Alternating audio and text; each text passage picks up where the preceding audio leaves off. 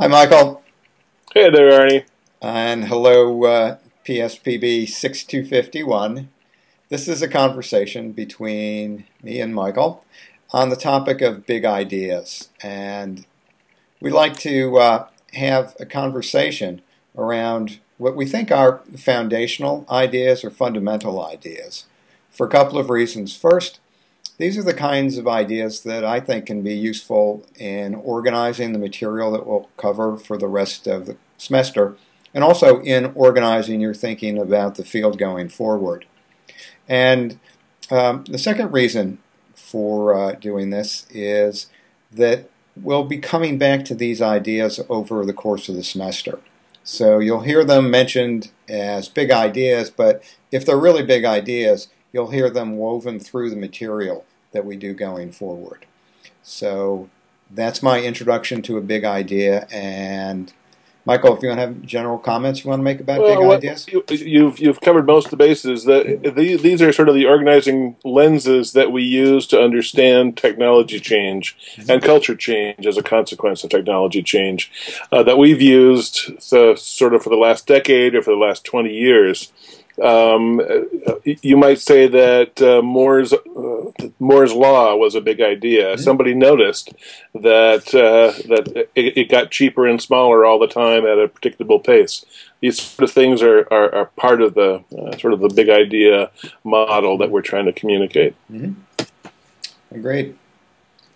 So, you want to start talking about the notion of abundance and scarcity and how the change from scarcity to abundance has been affecting publishing? Sure, and as you guys will be reading some of the things I've written over the years, you'll see that theme brought forward. At the heart of it is that we have shifted over the last 10 years with the advent of the internet, with the advent of Google, from a sort of economic underpinning of scarcity and a reading in relationship to the things you read of scarcity to one of abundance and even hyperabundance, if you want to go that far. In the era of scarcity, you had to have libraries collecting tomes. In an era of scarcity, you had to have bookstores because it was hard to get access to books.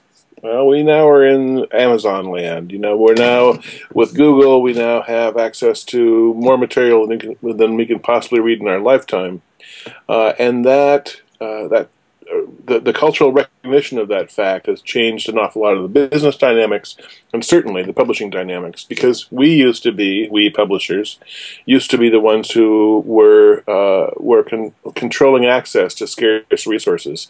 Now we're trying to promote access to our resources in an ecosystem of hyperabundance where there's so much more information than just the stuff that we produce. Right. I mean, it's not an exaggeration to say that publishing is a response to scarcity. It was difficult to find authors. It was difficult to produce books. It was difficult and risky to get into the venture, and difficult to get it out and promote it. So scarcity, and not just difficult, but also really expensive. It's very, very costly, and that put systems in place that sort of assured that the content was of a certain level of quality, or the risk would not be taken. Yep. So, does abundance by itself represent a threat to publishing? I mean, is it an existential threat to publishing? Well, publishers are relevant in an era of hyperabundance. Well, what publishers can still do is add value. Publishers can be a committed partner with an author in a way that an author can't.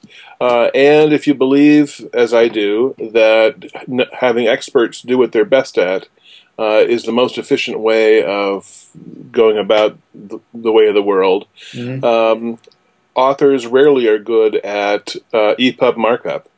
Authors are rarely good at promoting themselves the same way that a good book promoter is, or a good marketing department is. They don't know the markets, they don't know the audiences, they don't know the possibilities in quite the same way, because they're an author. They're an expert on batwing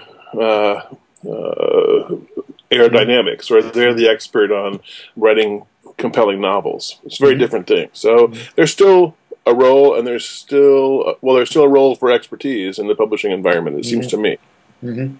And related to the notion of abundance, there is a concern about quality.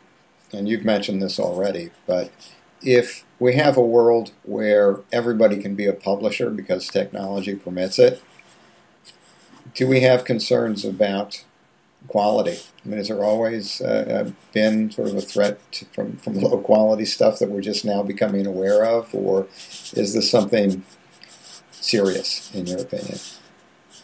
Well, later on in the semester, we will be assigning a discussion that I had with a room full of publishers, which blessedly got videotaped in 2010, talking about this very question. And we all were in agreement that we were flooded with crap, and that was part of the big challenge.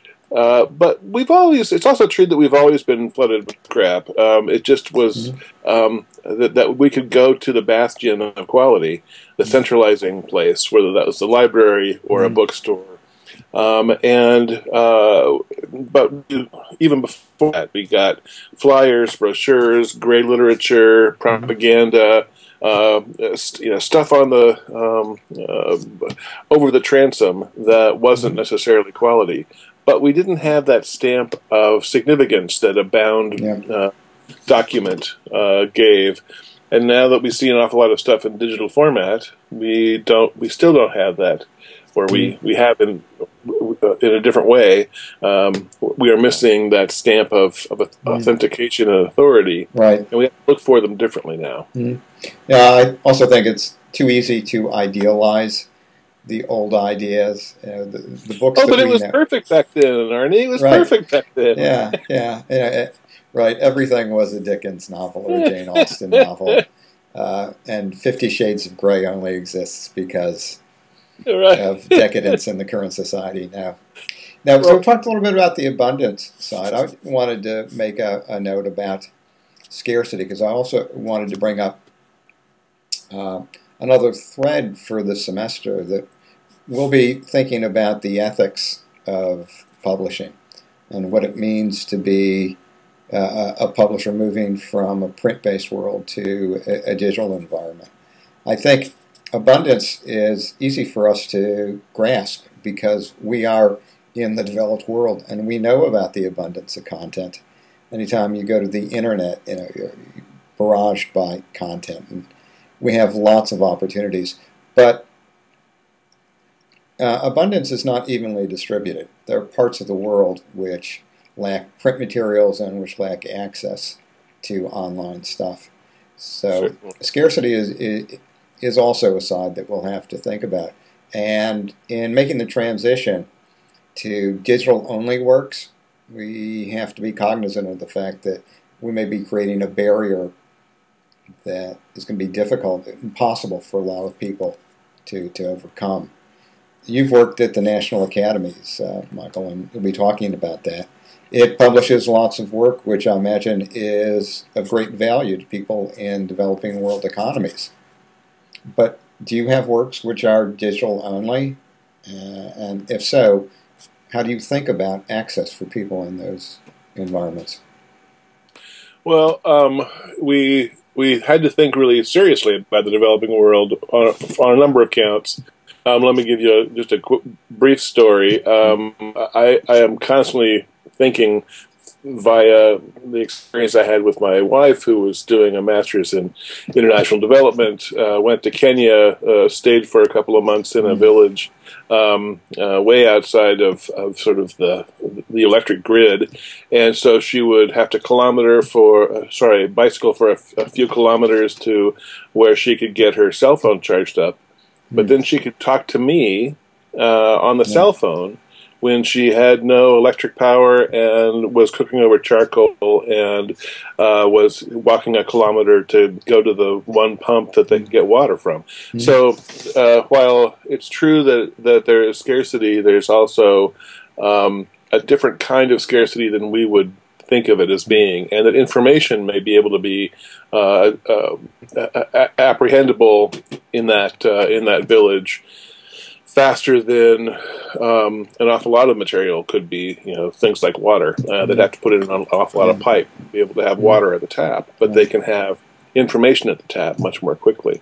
In terms of the national academies, we decided that one of the drivers for making our publications free in PDF to anybody in a developing country, as defined by the World Bank, was that we wanted to provide them with a package, a chunk, rather than the essentially sort of streaming version of online reading that we have on our site. Because on the site you can look at page 55, go to page 56, 57, 58, and read sequentially.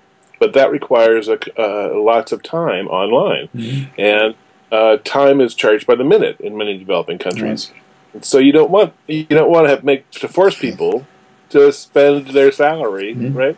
So a PDF is something that could be downloaded, yes, at a speed, but it meant they could download it, they could have it, they could share it with others and print for others, and that was a conscious choice because of the limitations of technology, and those limitations are still in place today. It's a very different world in an awful lot of the places in the world. Right. So, as we continue to think about abundance, I think it's worth remembering that what we see as abundance may in fact be creating scarcity for others, because traditional modes of access, traditional modes of reaching disadvantaged people may be coming on hard times as budgets have shifted. So one of the things, just for this group to keep in mind is what's your responsibility as a publisher? What's your responsibility for making information available? And what do you think about the equity involved in doing that? I agree. Okay. And Michael, with that, I think we may call this little conversation to a halt. But it's always good to see you. Always good to chat with you. And I bet I'll see you again. Yes, you'll see me again. All right. Well, take care. All right. Bye. Bye-bye.